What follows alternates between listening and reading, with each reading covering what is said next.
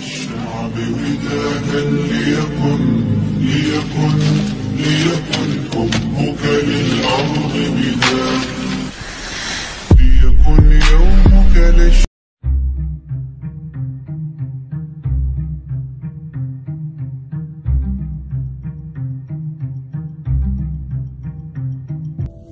ha u sheegin dadka riyooyinkaaga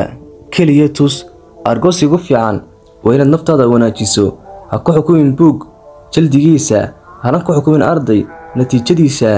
shaqo adag waxay kaa dhigi doontaa qof guulaystay guushu waxay hab kugu siisaa meel gaara guuldaraduna waxay kugu dharbaxdaa meel guud ha sugin fursadda ee adigu abuur weji qurux badan maaha muhim balse qalbi qurux badan ayaa muhiima haddaad rabto inaad u dhalasho sida cadceedda marka hore u guba sida cadceedda jeeb madhan wuxuu ku baraa milyan waxyaabood oo nolosha ah jeeb buuxaana wuxuu ku siijiyaa milyan waxyaabood cidna hoos ugu dhigin heerkaaga ixtiraamka naftu waa wax kasta hadal keliya markaad dareento in weedhaadu ka fiican tahay aamusnidaada waa inaad riyo yeelataa ka hor intaan riyooyinkaagu rumoobin dhowlcadaynta iyo aamusnidu waa laba qalab oo awood badan dhowlcaddee si aad u xaliso dhibaatooyinka aamusna si aad uga fogaato dhibaatooyinka